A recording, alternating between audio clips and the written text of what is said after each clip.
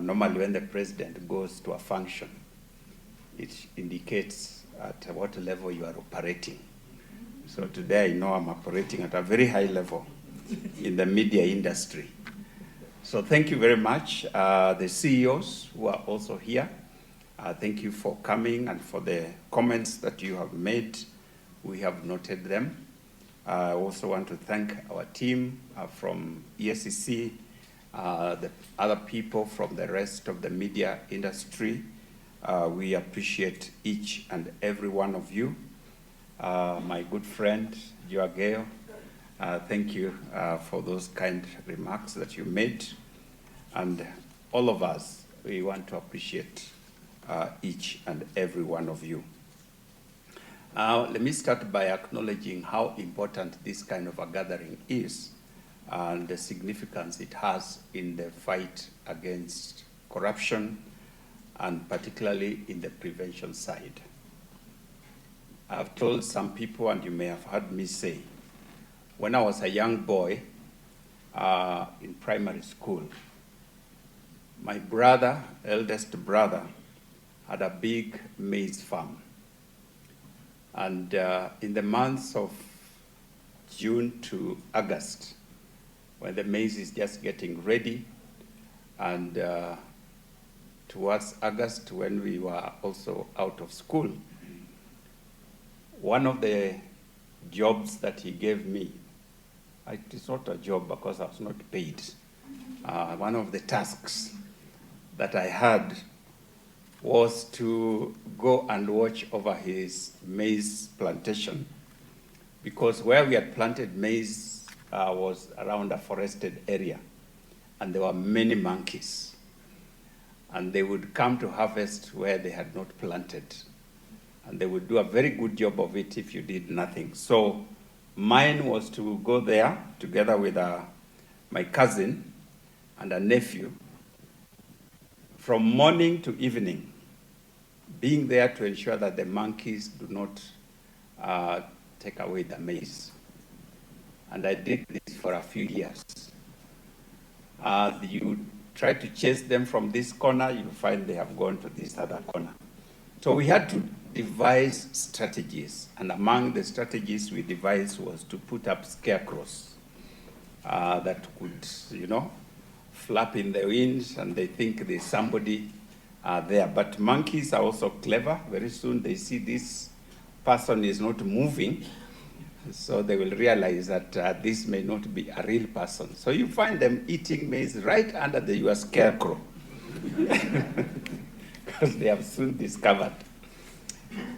I didn't know that this is a job I would do in my retirement, in a more serious way, to now take care of Kenyans' maize farm, where there are many monkeys who are trying to get the most out of it where they have not planted.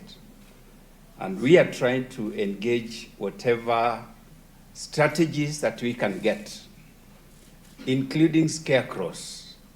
But they soon discover that those are not real ones, and they just ignore them. One of the strategies that I think, as had mentioned by one of us here, monkeys don't like being exposed. The real monkeys and the other monkeys. So the media plays a very critical role in ensuring that those who want to harvest where they have not planted are exposed. And that's why they will run away. And the media, therefore, plays a very, very key role in our fight against corruption and our preservation of the assets of the country. Asset recovery is a significant effort in our fight against corruption, as it seeks to remove the benefit of corruption. And we believe that if we are very successful in asset recovery, many people will be dissuaded from going in this way, because it takes a lot of work to be corrupt, believe it or not. It is not easy. For us who sit in the committees where we review how individuals planned, prepared, and executed, you realize that these people put in a lot of work, and sometimes very risky work. So if at the end of the day, they are not able to benefit from their work, that in itself would act as a sense of deterrent for a number of people, not all of them, for a number of people.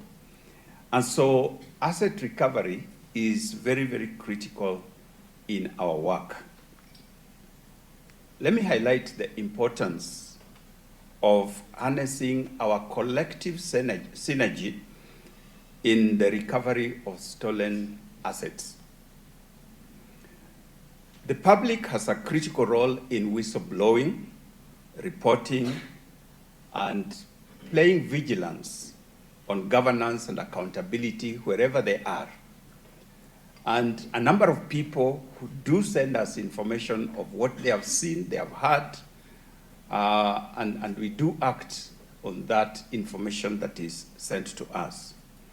The media plays a public watchdog role through investigative journalism that has been talked about, creating awareness of what may be happening, and you have done an excellent job, I would say, especially in mega corruption.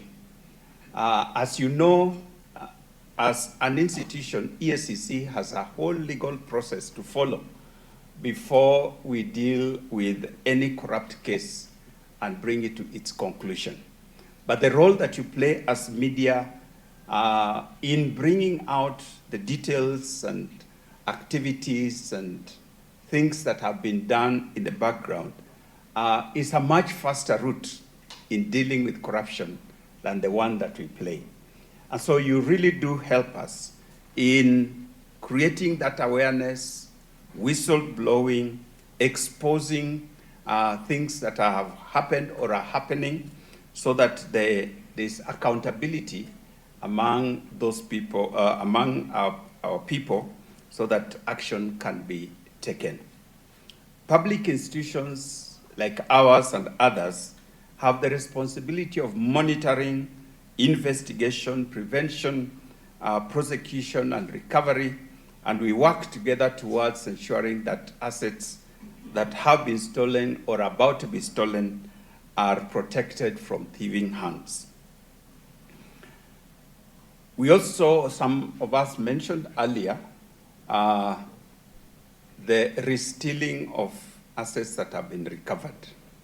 And so we have asset management and monitoring so that assets that have been stolen are not, rather have been recovered, are not again stolen. And it's a critical role that we have to play. Corruption is a very bad thing. It's just that we as Kenyans have not really come to appreciate what it is. Some of the previous speakers pointed out some of the consequences of corruption in a country. Every year, Transparency International puts out a global ranking on the Corruption Perception Index, showing how every country is perceived in as far as the practice of corruption is concerned. Remember, it is perceived, not necessarily the real thing. But that perception drives a lot of decision-making at a global level. That perception determines whether an investor will come to invest in your country or goes to another country. That perception determines whether one who wanted to support you will support you or go to another place. So it is not just something that happens every year. It is a very critical barometer that indicates how healthy a nation is in as far as matters corruption are concerned. And very few people would want to invest in a country that is on the sick bed in as far as corruption is concerned. In Kenya, we have been trailing on this index for a very long time. In 2021, we were positioned at number 128 out of 180 countries with a score of 30%, where the higher the percentage, the better you are doing. The higher the number, the worse you are doing. So when you're 128 out of 180, you should not be clapping because we should be added to number 1, okay? So we were ranked at 128 in 2021. In 2022, we made some good improvement. It came to 123 out of 180 with a score of 32. In 2023, we were at 126. We fell back and with a score of 31. And last year, we are 121 out of 180 with a score of 32. We also do our own survey, just find out how we are doing and what people are saying about corruption in Kenya under what we call the National Ethics and Corruption Survey conducted by EACC. In 2023, it indicated that bribery had increased and become a great challenge. In fact, 57% of those interviewed said bribery is the biggest challenge in Kenya. 57.3, that's more than half of the people, almost 60%. The survey further revealed that the levels of bribery had also increased from an average of 5,800 in 2021 to 6,800 in 2022 to a whopping 11,600 in 2023. What it means is that people are getting bolder in what they are asking for. They are making life much harder for Kenyans. The impact of this is significant. As I've said, it reduces public confidence in government institutions. It increases the cost of doing business. It increases unemployment. It increases citizen apathy. And it contributes to the lack of basic services that are offered to the public. And therefore, you hear the outcry of many, many Kenyans in as far as this issue of corruption is concerned. Therefore, it is important that all of us do what we can in order to reduce, if not totally eliminate, this thing called corruption. From the figures, the data that I gave, you may have noticed that we have been making some slight improvement in our ranking in the last 5 years, moving from position 128 in 2021 to 121 in 2024, which is last year. That is good improvement, but it is not as high as we would want it to be. Notably, we made a 5 positions improvement between 2023 and 2024. However, we are still very far from the global average of 50%. Our hope in EACC and my hope as a chair of this organization, which I chaired, or rather shared when I became chair, is that this index should come below 100 at the very minimum. Because the lower it comes, or is it the higher, you know, the less the figure, but the higher the ranking, the better perception it gives to everybody. And in actual fact, it indicates that we are winning the war on corruption.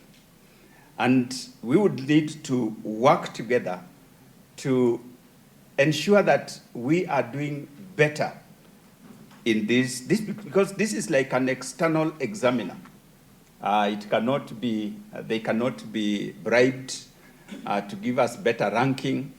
As Kenyans are prone, even in primary school, you want your child to get more marks, you go and see the teacher.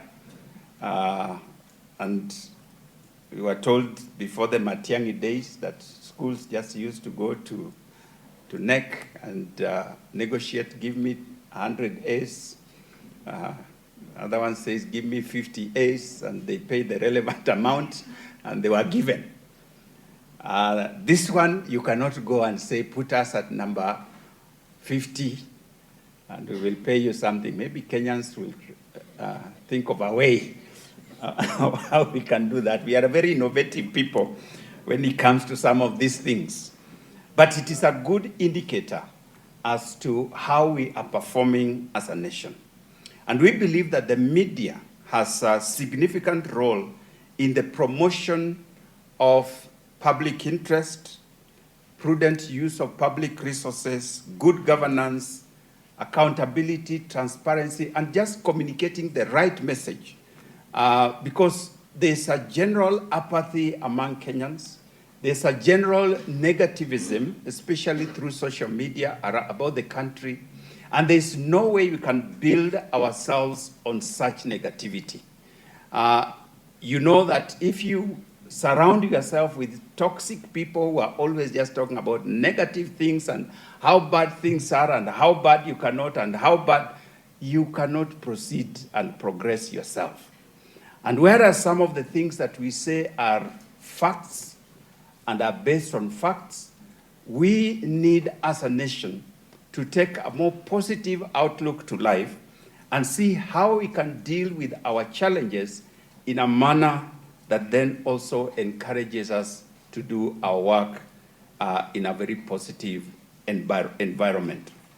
The call by Mr. Churchill for us to establish a media, to support media in their work, in my view, is a very appropriate call.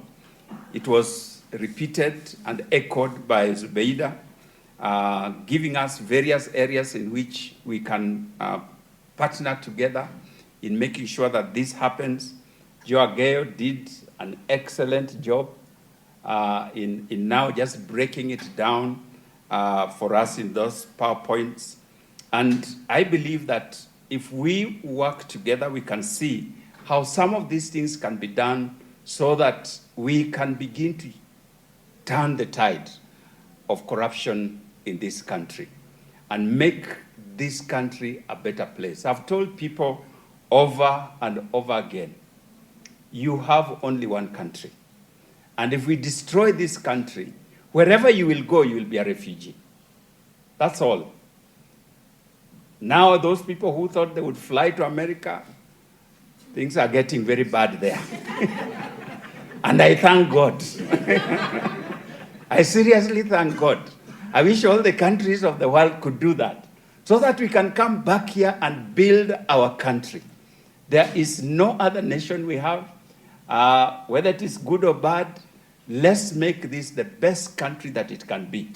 And let's deal with the monkeys that are stealing from our farms. We can do it if we put our heads together and we put our hearts together. I believe we can deal with the monkeys and make this country a very, very good place that we will now be denying people visa when they want to come to spoil our crop.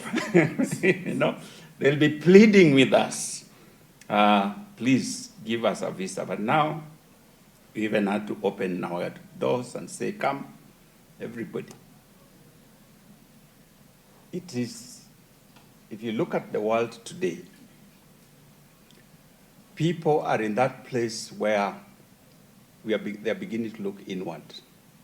Even nations that were previously very open. I remember my very first visit to Europe. I didn't need a visa. You just get your ticket and you go. And I remember going to UK, I went to Germany, I went to Austria as a young man, no visa for any of them. That's why just the name you say you're a Kenyan was the visa. No? Now I think being a Kenyan is the anti-visa. We can restore our dignity. We can restore ourselves. We can improve our ranking, and we need to double our efforts in the fight against corruption, economic crimes, and unethical conduct. This can be enhanced by our working together, strengthening our institutional frameworks, ensuring independence and accountability, strengthening prevention, enhancing asset recovery, automation of government systems. We are actually very happy that the government is now launching a digital procurement system that will make procurement more transparent, and we as EACC have been invited to be part of that process so that we can better monitor how procurement within government is happening. And let me conclude by just reminding us that if we work together, we will win this war. But if we work separately and work against each other, then the monkeys will take advantage of us. Because as you fight one another, they will be busy eating at another corner. I want to thank our media fraternity for the relentless work that you do. And those proposals that have been made, I think, are good conversation starters that we can look at. Very, I would say, out-of-the-box thinking, very creative, innovative thinking that can help us move this needle against corruption. Thank you very much, and God bless you.